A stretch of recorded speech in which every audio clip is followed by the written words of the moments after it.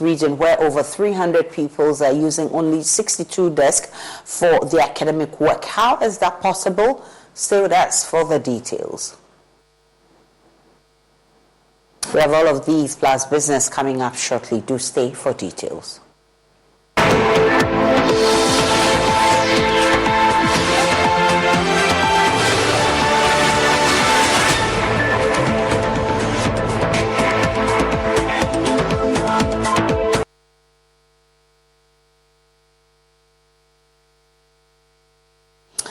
Coalition of Individual Bondholders Group have suspended their planned picketing at the Finance Ministry. This was disclosed by the convener, Senor Jose. The suspension follows a press statement from the Finance Ministry reassuring bondholders that it will meet all its obligations as stipulated in the Memorandum of Understanding signed on May 16 between government and the coalition. Let's take a look at that statement, and it's coming shortly on your screens. It says the government of Ghana and the Coalition of Individual Bondholder Groups, CIBG, comprising members of Individual Bondholders Forum and Individual Bondholders Association of Ghana, on 16th May 2023, reached an agreement regarding government outstanding domestic debt service obligations. This agreement was captured in a Memorandum of Understanding dated 16th May 2023, and the source is Ministry of Finance. Per the terms of the MOU, the government undertook to pay all arrears on coupons, bonds maturing by 31st May 2023, as well as coupons falling due from 1st June 2023. The Ministry of Finance hereby announces that it has made good its promise and settled all outstanding coupons and principal payments up until 19th June 2023. Instructions have also been sent for payment of coupons falling due up until today, 10th June. And now a special motorcycle weather report from Progressive. And today, expect mostly sunny conditions with a high on life that can only come from cruising down the road on two wheels. Kids will wave, dogs will bark, and cyclists in padded shorts will instantly regret their chosen mode of transportation. Whereas you, on the other hand, will look super duper cool. Back to you in the studio. This has been a special motorcycle weather report from Progressive, where every day's a beautiful day to ride with coverage from America's #1 motorcycle insurer. Get a quote today and see what you could save. Progressive Casualty Insurance Company and Affiliates. Government of Ghana reassures all bondholders of continuing and constructive engagement with the leadership of government, express their frustration with the situation, describing the government's conduct as condescending, insensitive, and disrespectful to its own citizens. Senor Jose is convener of the Coalition of Senor. Tell us more about this suspension and government's assurance. We were scheduled for a major picketing or social action this morning. Ministry of Finance face, which is responsible for the non-payment of the bonds due the thousands of members that we have. We have over 340,000 members as of date. There are so many lives at stake, so many lives affected, and it's responsible on the part of policy operatives to really promote and protect the interests of these people whose only crime so far has been to trust their government. An act that we found totally unacceptable, especially when we've been at the table negotiating, structuring, coming up with ideas on how government will manage this. And for government to really throw one in our face as it did was totally unacceptable. We had engagements yesterday following our indicated picketing, and government took some steps, and we must recognize the effort made by government. On the back of that, and also in pursuit of social stability and peace, we have opted to take a step down on our picketing.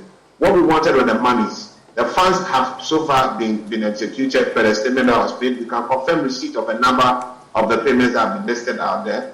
Our independent checks have also confirmed that the others have been duly processed, and that gives us adequate comfort. 2 annual obligations on the MOU has also been restated.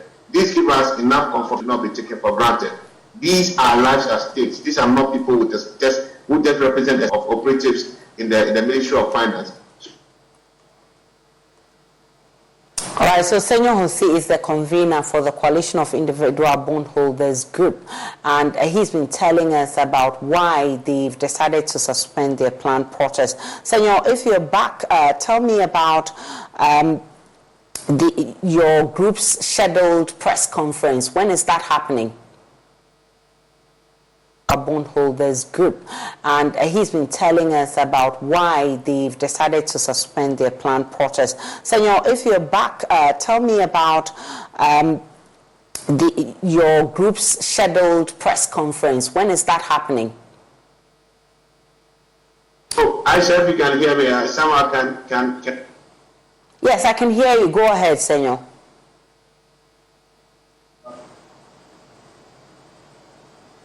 Sorry, Yes, I can hear you. Go ahead, Senor.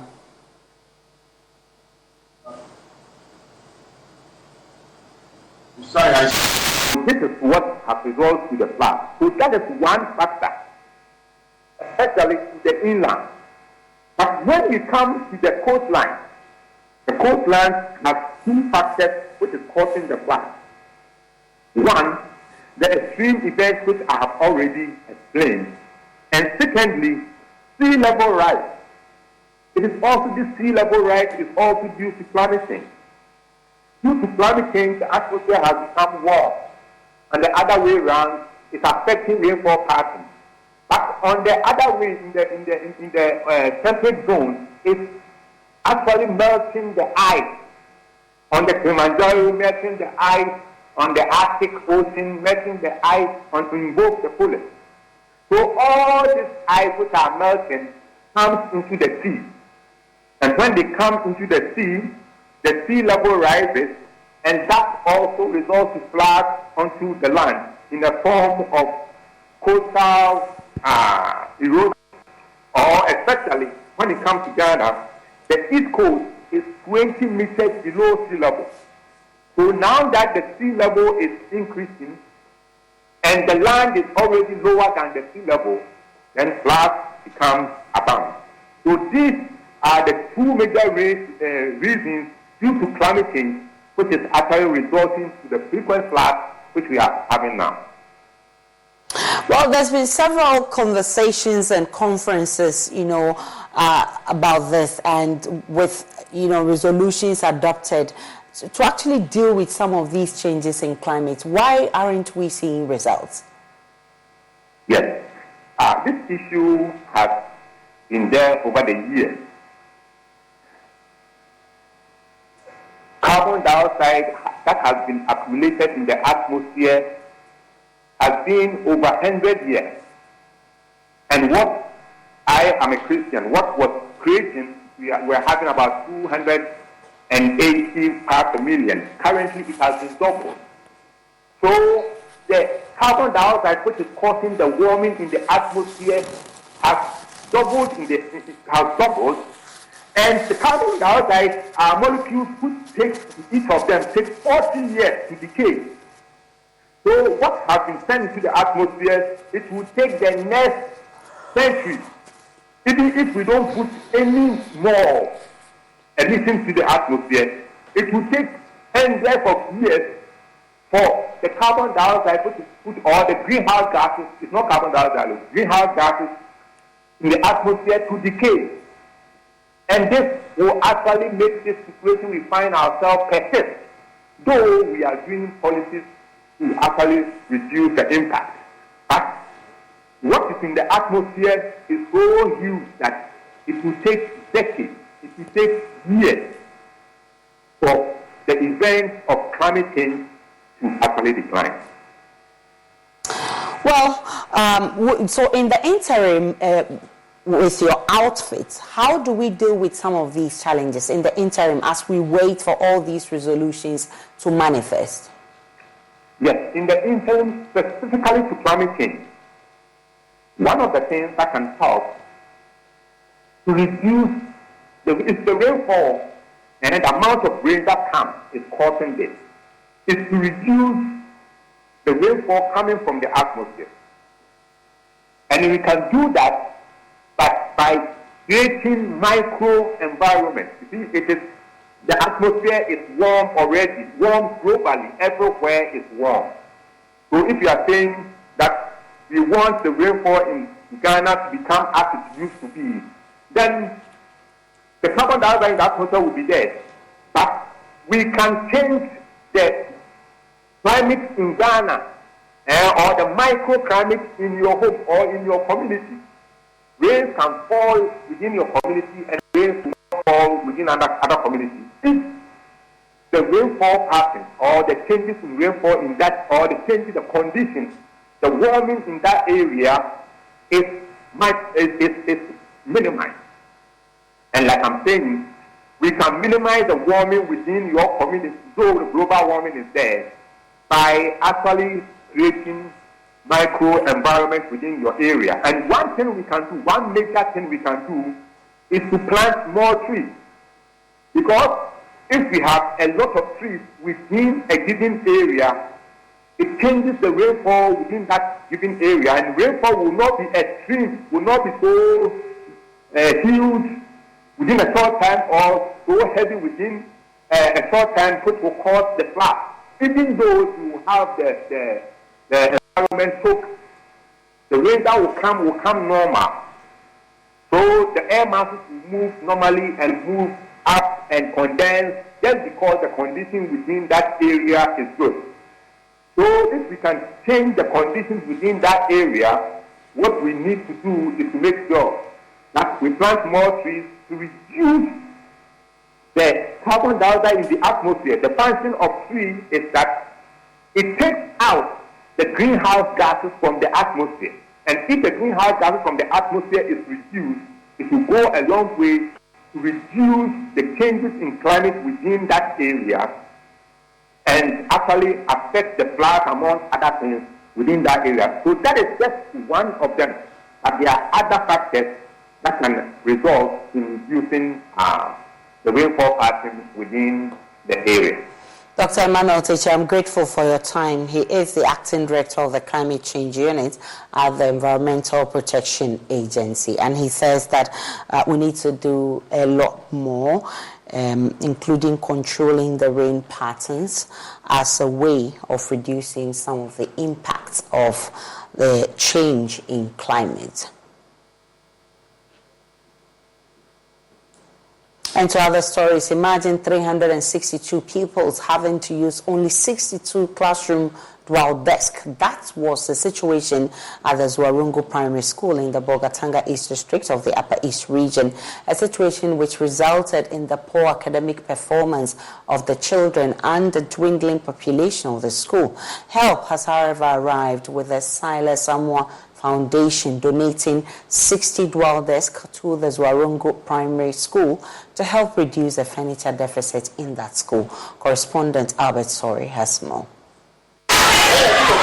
This is how pupils of the Zwarungu Primary School, some of Ghana's future leaders, sit to take classroom instructions from their teachers on the bare, cold cement floors of their classrooms. It is the same when their lunch is served by their school feeding caterer. They eat sitting on the bare floors.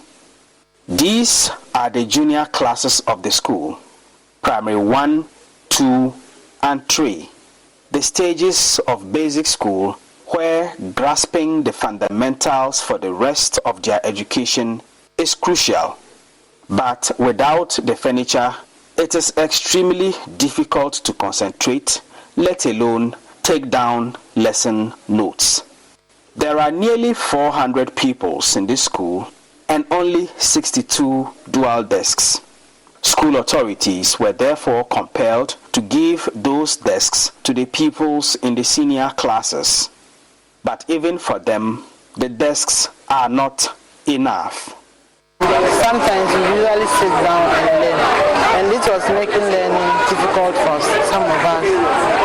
Sometimes we only sit on the floor during examinations to write, and it was making learning very difficult. It was very difficult for us to study because we didn't have furnitures in our school, especially during examination.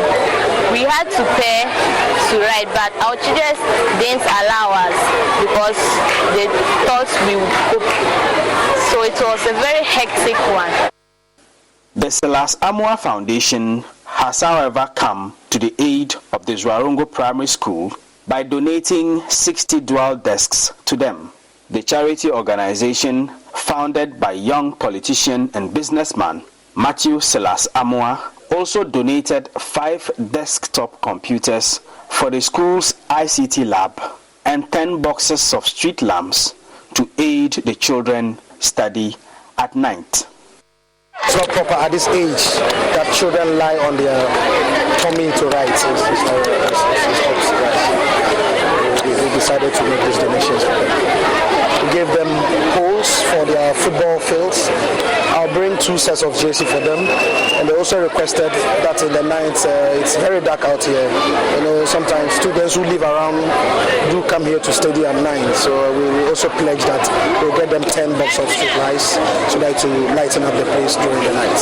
The school has produced so many great men in society. So we just left with we, the individuals, to come on deck to relax some little amenities. And Ghana Education Service, government alone cannot, take the whole responsibility. So individuals, NGOs, politicians like myself, we can come to their aid. So I think once we get the needed support for them, it should be one of the best schools in the region. Headmistress of the Zwarongo Primary School, Selina Baba, said the donation from the Silas Amua Foundation had come at the right time.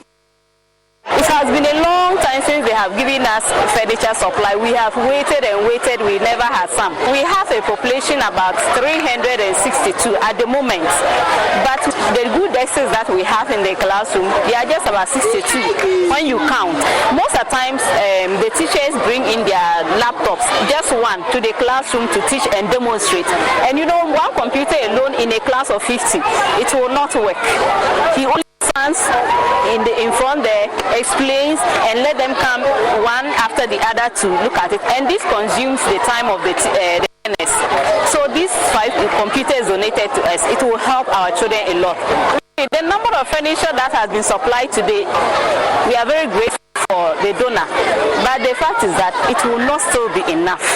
We still need more. But it will help. It will help us solve the problem a little. Reporting for Joy News, Albert Sori, Zwarongo.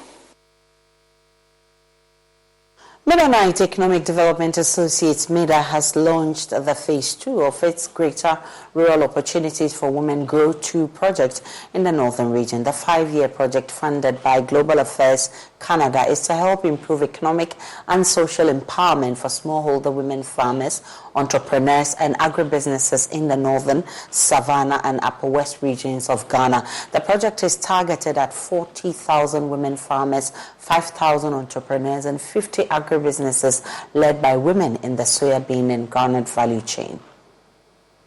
The launch brought together women farmers, agribusinesses, financial institutions, among other stakeholders, to officially outdoor the program.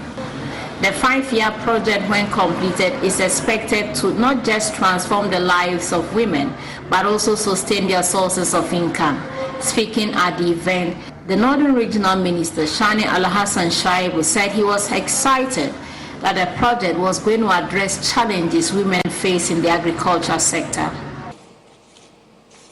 In contribution to the GDP in recent years, the Northern, Savannah and Upper West regions heavily rely on agriculture as a source of livelihood, and for the majority of the population in this area, particularly women farmers. Unfortunately, these women face numerous challenges, including limited access to productive inputs, credits, inadequate infrastructure, and underdeveloped markets, and cultural barriers that restrict their decision-making power and access to critical resources.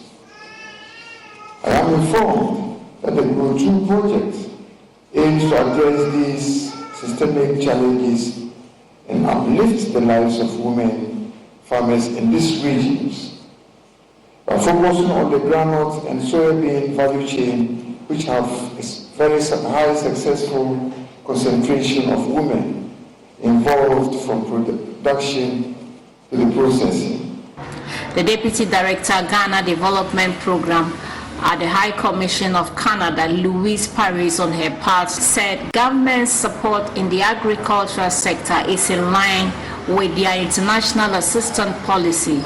So Canada's support to the agriculture sector of Ghana is in line with our feminist international assistance policy and UN Sustainable Development Goals, particularly goal number 5 on gender equality.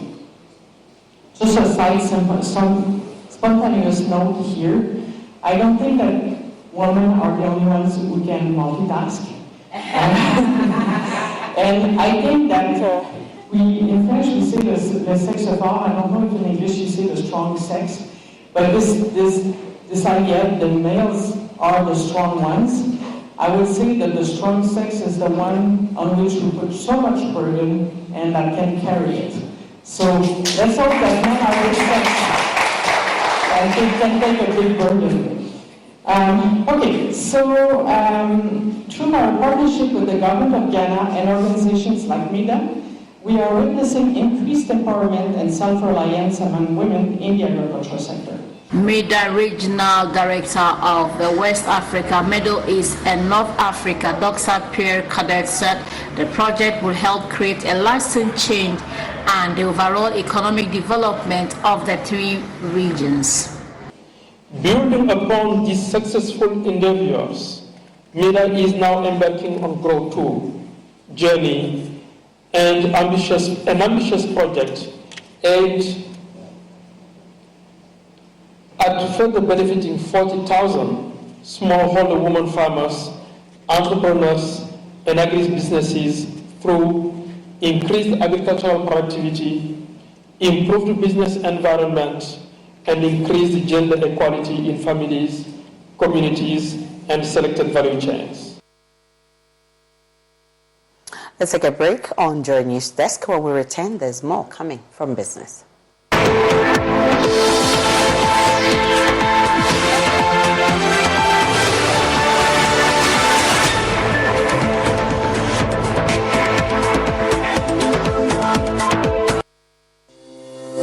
Crystal clear and thrilling podcasts and live shows, download and listen to us on Apple, Spotify, TuneIn, Google Podcasts, MindJoy Online, Amazon services like Echo, Amazon Music, and Audible, Stitcher, Adom Online, Overcast, and Pandora. Take note of everything. Sign up for the multimedia digital platforms now to stay updated. Score HD, the new exciting football channel, is now available only on HD Plus and brings you football from around the world. Watch Sadio Mane and Daniel Kufitre in the top weekly match of the Bundesliga 1 and DFB Cup, Primera Liga, Copa de la Liga Profesional, see Ronaldo in the Saudi Pro League, as well as daily sports news every other hour. Also, get updated on Messi and Mbappe on PSG TV and many more. Feely on HD Plus channel 151. Agronaede, HD Plus, the Feely experience. The competition has reached its climax. The men have been separated from the boys. Stay glued to your superstation Love 99.5 FM, Joy Learning and Joy Prime as we bring you the semi-final contest of the Love FM High Schools debate. It's the battle for supremacy in the Ashanti regions. On Monday, 10th July, Presec Bumpata will battle it out with T.I. Amas Kumasi. And on Tuesday, 11th July, Prempeh College will lock horns with Asanteman SHS. Catch us live from the Christian Service University College, 2 p.m. each day as we bring you the semi-finals. The Love FM High Schools debate, trumpeting the voice of young ones on issues of national interest. This event is brought to you by your superstation, Love 99.5 FM, the Ashanti Regional SRC, and the Regional Directorate of Ghana Education Service Ashanti and CHAS. And in partnership with Pepsodent, Rasta Chocomalt from Twillium Industries, Christian Service University College, Jackson College of Education, Cowbell, Madam Catherine, Frital and Fortune Rice from Wilma, and sponsored by Zest Consult, Pidato Limited Company, CBS Industries, Top Choco, Ultimate Fashions, Flora Tissues, and Dunamis Plast Company, and supported by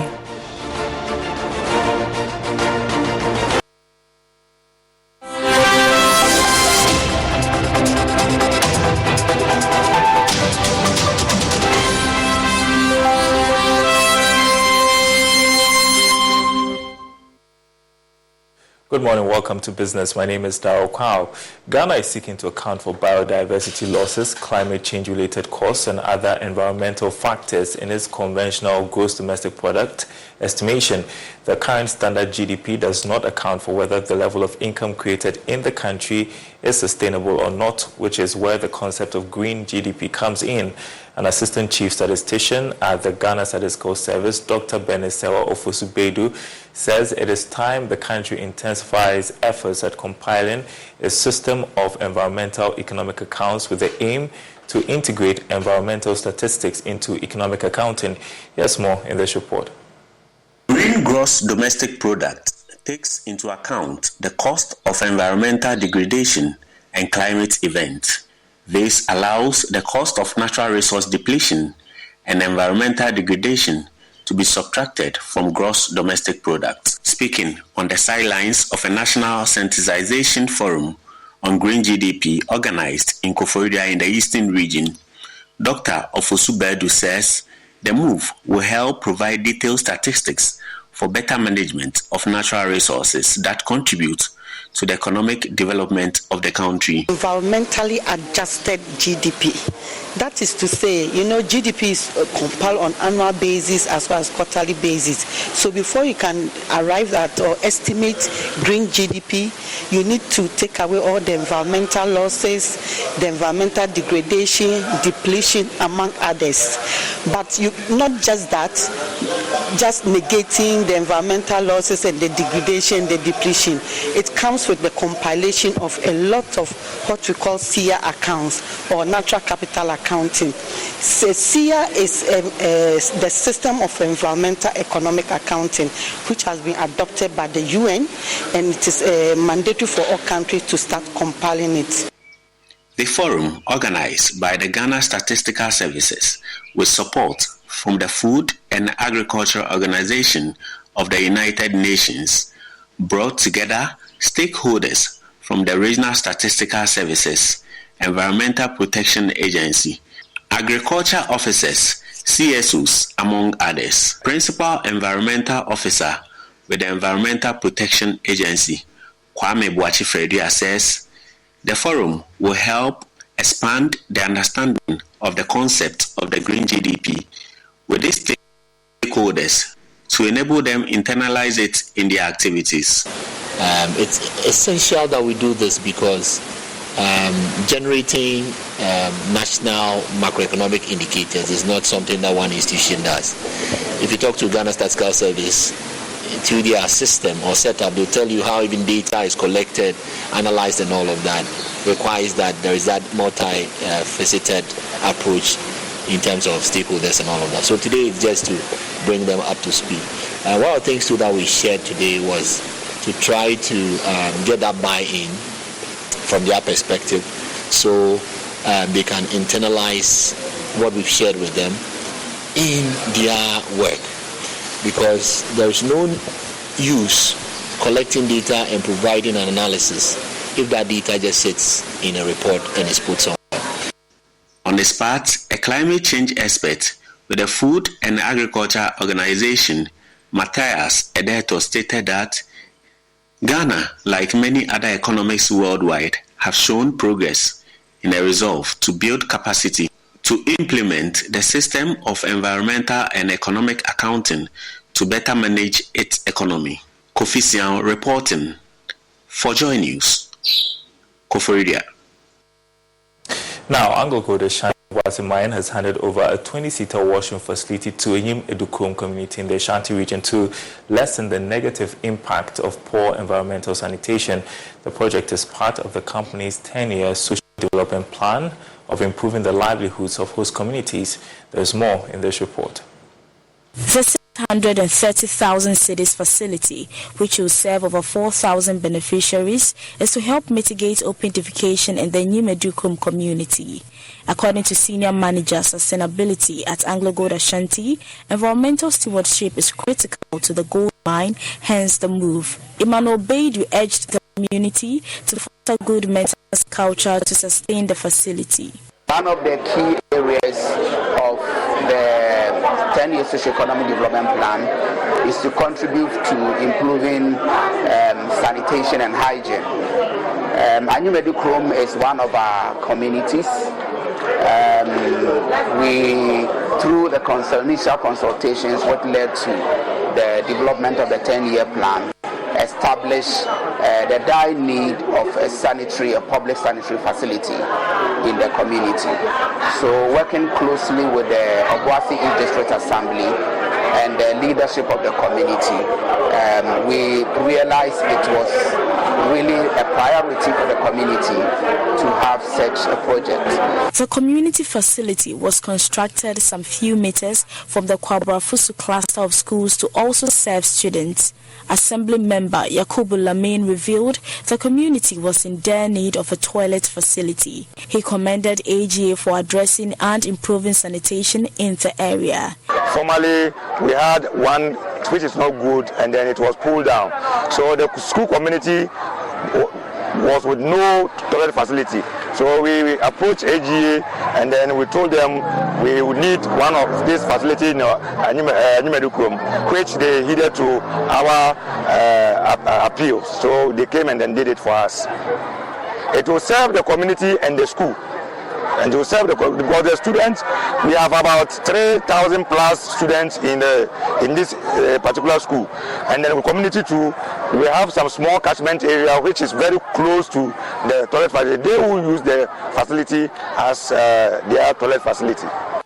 The assembly member promised to set up a committee to ensure the facility is properly maintained. Since AGA did it and they used 6.3 billion for old currency and then 650,000 Ghana cedis, if it's an individual who did it, it means that he has to recuperate his money back. So doing this is not easy. So we will form a committee to look at it for us. So we will comprising the assembly, the Nananom and the unit committee and the assembly member to have a good so that they can repair and then maintain the facility. Anita Sewa Ajugan reporting. And that's it for this segment. The news continues after this break.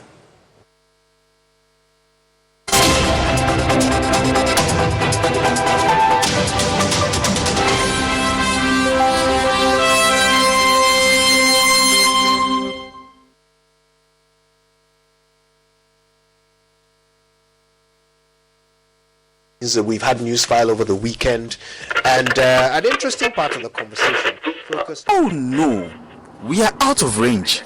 Oh, don't worry, Daddy. I have Alexa in my bag. Alex, what? Alexa, open Multimedia Ghana and play Joy FM. Super Hits Radio, Joy 99.7. Listen to Joy FM, Hits FM, Love FM, live on your Amazon Echo.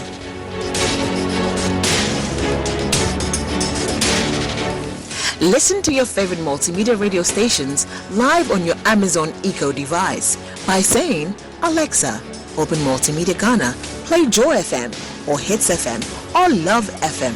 Or catch up on your favorite podcast by saying, Alexa, play, and then the name of your favorite podcast from Multimedia Ghana. For a list of all podcasts available, say Alexa. Ask Multimedia Ghana to browse programs. On air. And we are back like we never lost signal.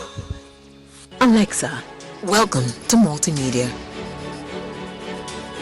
Even the builders of his house and sellers of his cars give him a percentage for every contract he brings. My opponent sits here and turns against the motion for 170 for making money legally. Wrong! The biggest debate competition in Ghana is back. Which side do you represent? For or against the motion? Stay glued to your superstation Love 99.5 FM, Joy Learning and Joy Prime as we bring to you the biggest stage where schools in Ashanti show their prowess through debate. Rally behind your alma mater to glory as gallant young men and women from the various senior high schools in Ashanti elucidate their stance on matters of national interest. Venue is the Christian Service University College. Catch us live on Love 99.5 FM, on Facebook at Love 99.5 FM, Joy Learning and Joy Prime, 2 p.m. each day. The Love FM High Schools debate, trumpeting the voice of young ones on issues of national interest. This event is brought to you by your superstation Love 99.5 FM, the Ashanti Regional SRC, and the Regional Directorate of Ghana Education Service Ashanti and CHAS. This program is in partnership with Pepsodent, Rasta Choco Molds from Twillium Industries, Christian Service University College, Jackson Educational Complex, Cowbell, Madam Catherine, Frital and Fortune Rice from Wilma, and sponsored by Zest Consult, Pidato Company Limited, CBS Industries, Top Choco, Ultimate Fashions, Flora Tissues. Supported by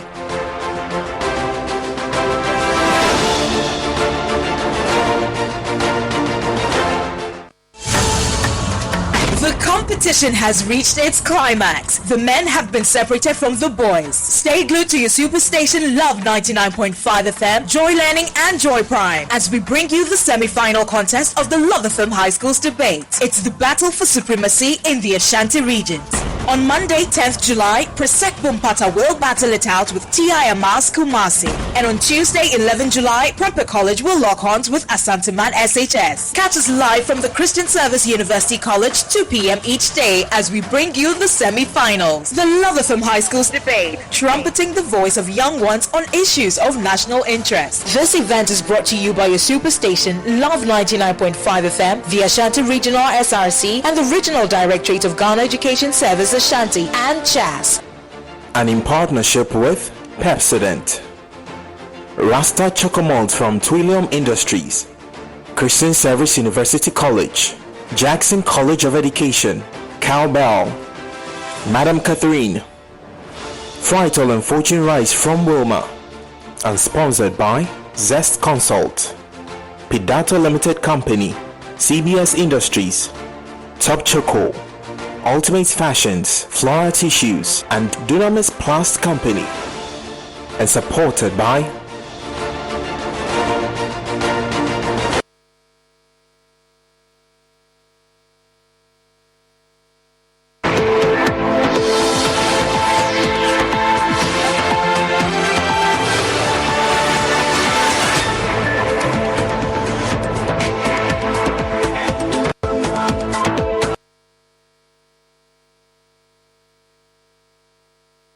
Welcome back to Joy News Desk to the rest of our stories. And the decision to deliver a baby through cesarean section or opt for a vaginal delivery is a choice that people, expectant mothers make. While vaginal delivery is natural and most common method of childbirth, an increasing number of women are opting for cesarean section. My colleague Karen Obing explores some of the reasons individuals choose cesarean sections over vaginal delivery.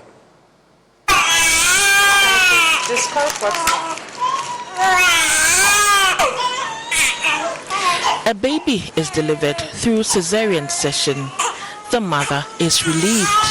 She had endured long hours of labor, and finally, the doctor decided to remove the baby surgically. A gynecologist at the Rich Hospital, Dr. Richard Apiankroma, explains why many women are choosing cesarean section over vaginal delivery. Technology has made CS, to be very frank, very, very simple. But it is not as simple as it is, because just like any other surgery, it has complications. So we counsel them thoroughly. We let them know that these are the risks involved, and we assess them, and then we let them know that, Madam A, I think, or we think that you are fit for a vaginal delivery. But we also let them know that if you do need a CS with monitoring, we will just go in quickly. The key thing is when you counsel them and then such patients, you just need to monitor them closely. It's a close monitoring that we need to prevent unnecessary CS. Some of them just need close monitoring and they'll deliver beautifully. That is what we need in Ghana. And monitoring goes with staff and equipment and so many things, and that's what we are lacking. So people don't want to go through that stress of when you go to this place, they don't have so many money. So doctor, just do CS for me and then let me be free, and then people to go. You can do it in less than an hour. It depends also on the condition. For example, if a patient comes with a fetal distress where the baby is literally dying, you have to go in, you have to be very fast. So you can do that surgery within 30 minutes, but averagely I'll just say like an hour. The full story will be aired on midday, make a date. And that's how we wrap up Joy News. That's this morning. My name is Aisha Ibrahim. Log on to myjournline.com. There's more of the news and updates of all the developing stories. See you again at 12.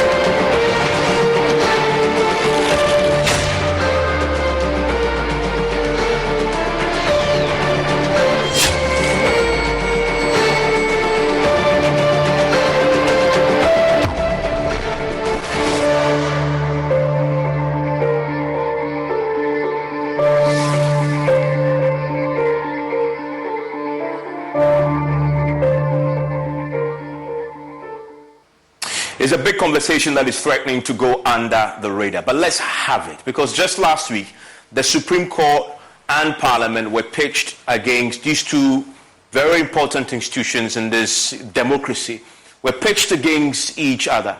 And it played out on the floor of Parliament. And it all revolves around the license to grow cannabis. The Supreme Court has struck down an act passed by Parliament that gave that license and an authority to the Minister of the Interior to indeed license, individuals and organizations to grow cannabis for industrial purposes, also for obtaining fiber, seed, or for medicinal purposes. And that was very controversial indeed. And this is the section in particular that was controversial, which indeed the Supreme Court had raised questions about. What was the Supreme Court's point?